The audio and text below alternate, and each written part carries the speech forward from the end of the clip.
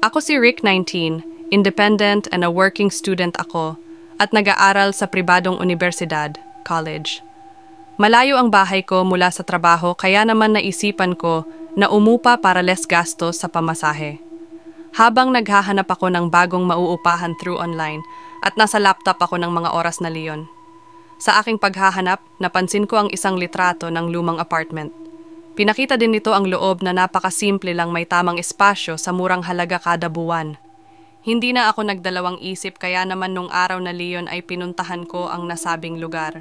At nang nakarating ako napansin ko na may kalumaan ang istruktura ng gusali sa labas, na may 4 na palapag na taas. Ngunit nagpatuloy pa rin ako pumasok at tinitignan ng bawat paligid. May kasikipan ng hallway tila pang 2 taw lang ang daanan.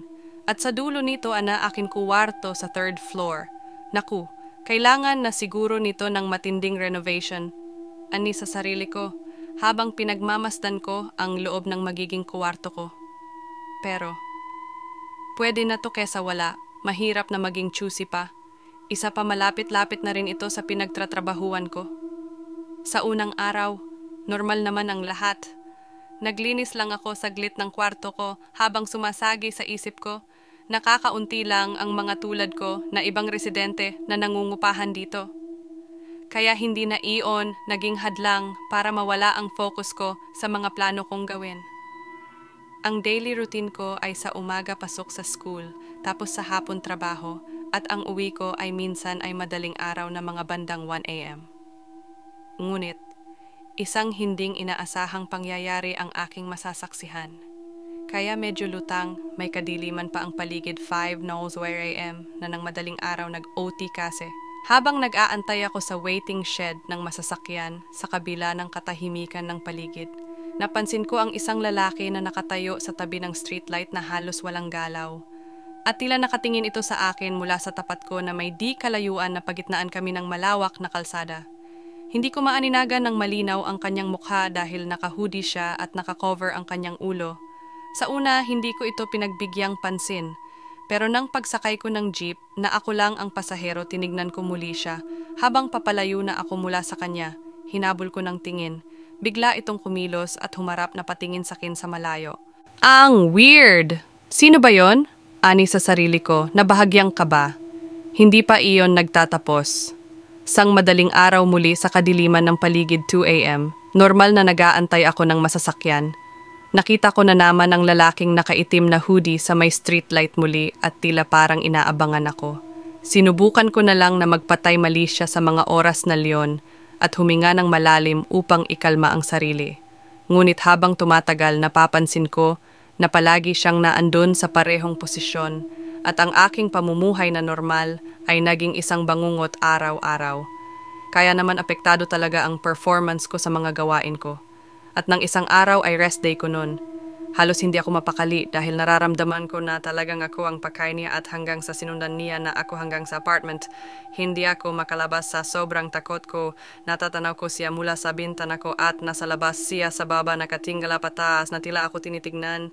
Kaya nag-isip na ako na paraan para matapos na ang ganitong nangyayari sa akin kaya tumawag ako mula sa hotline ng pulisya. Pero bago muna iyon, naglakas loob ako kumuha ng ilang litrato ng estranghero sa labas para ebidensya gamit ng cellphone ko. Tsaka ko sinara ang bintana at siniguradong nilock ito pati ang pinto. Agad ko inupload ang mga nakuha kong litrato, inilipat sa laptop ko. Nireview ko ang mga litrato isa-isa. Hindi pa rin malinaw na makita ang mukha ng misteryosong lalaki, pero nang bandang huli ng litrato, napansin ko na tila nanlilisik ang mga mata nito. Napalayo ako mula sa laptop ko sa sobrang pagkabigla. Kahit na nanginginig na ako sa takot, naghugot pa rin ako ng lakas na matignan muli ang lalaki sa labas. Dahan-dahan ako lumapit sa bintana at sumilip. Nawala na ang lalaki. Sinuri ko ang buong paligid ngunit ni isang bakas walang naiwan ang lalaki. Kaya naman matapos ang insidente na iyon ay pansamantala ako, napilitan na umuwi sa pamilya ko. Kahit na wala na ako sa apartment na iyon at ilang araw din, naging balik normal ang buhay ko simula nang umalis ako doon. At nang naging okay na pakiramdam ko, bumalik muli ako sa apartment at muli bumalik ulit sa ayos ang daily routine ko. At halos nakalimutan ko na ang insidente nang nangyari sa akin na bangungot na akala ko na tuluyan na mawala sa aking isipan. Isang gabi. Wala na naman akong gagawin kaya sa wakas may oras na ako makapagpahinga mabuti dahil advance ko kasi tinapos ang mga gawain ko. Kava sinubukan ko this time na maaga makatulog. Pagod na aking nararamdaman. Nakapikit na ako at nakataklob ng kumot nang biglang may narinig ako na tunog sa aking laptop. Sa labas ng kwarto ko, nakikita ko na may tao sa labas dahil iniwan ko pala bahagyang nakabukas ang pinto ng kwarto. Sa bandang living area, iniwan ko ang laptop ko doon. Sa living area may study table at doon nakapatong ang laptop ko. Dahan-dahan ako bumangon at pasilip sa pintuan ko. Naaninagan ko mula sa liwanag ng laptop ko. Ang misteryosong lalaki ulit.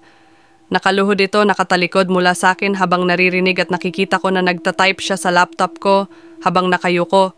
Hindi siya nakatingin sa screen. Bigla siyang natigilan sa kanyang ginagawa ng ilang segundo.